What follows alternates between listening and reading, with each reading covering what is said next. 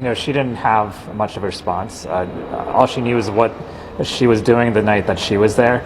The night she was there was also the first time she had met Jeffrey Epstein, and so she didn't have any sort of special relationship with him. In terms of going forward, you just mentioned that you don't believe she was paid off, but that she ultimately wasn't doing her job and that was systemic. So what can the committee do, or what is the future plan to ensure that people are in fact doing their jobs and things like this don't happen? One, we need to make sure Ghislaine Maxwell is put back in the prison she was in before in Louisiana. That would mean a lot to the survivors. And second, we need to make sure that these facilities are doing their job. They're following protocol. The protocols are there for a reason. And so in this case, they weren't followed because of a culture of ineptness and a culture of laziness. And so moving forward, we have to stop that as well and stop that practice. Just because there have been so many people, including members of Congress, that have raised questions about the circumstances around Jeffrey Epstein's death. You said you're convinced that this actually was suicide. What would you tell people who are skeptical about that still, and even listening to what you've said, haven't I guess made their minds up about that?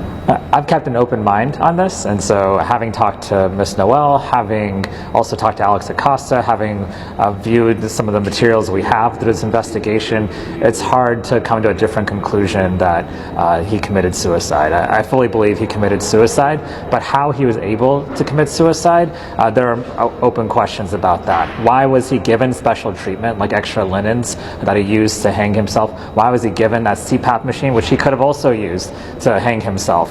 Why was he given extra medications, which perhaps he could have used to kill himself? He had a lot of different ways he could have killed himself, so why was he given all those ways when he just tried to commit suicide a month earlier? Those were the questions we need to answer. In terms of Ghislaine Maxwell, you said you want to see her move back to the other prison. What are the steps that House Democrats or the Oversight Committee in general are going to take to try and make that happen? First, we need a firm commitment from everyone in Congress as well as the president himself that she is not going to get pardoned. Her sentence should not be commuted in any way, shape, or form. She should serve out her entire term.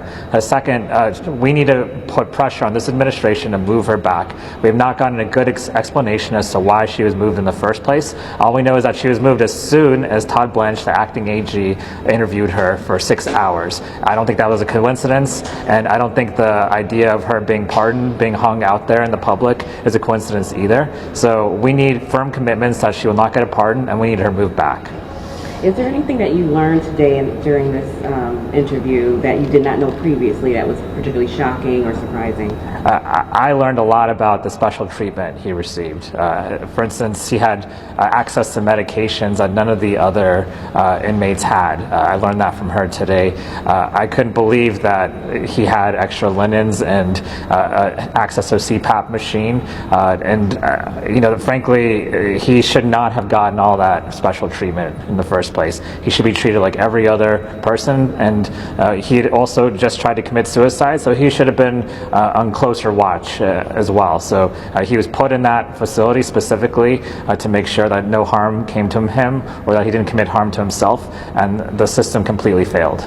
Todd Blanche is scheduled to testify tomorrow before the Senate Appropriations Committee. What do you hope that senators ask him tomorrow? I want them to get a firm commitment from him that the president will not pardon Ghislaine Maxwell and that she will be moved back to the facility she was in before. We are demanding that, and the public should be demanding that. I know the survivors are demanding that. We just talked to the survivors in Florida last week, and they're demanding that as well. And I think they would consider Ghislaine Maxwell being pardoned the worst possible outcome of this investigation. Thank you all. Thank you.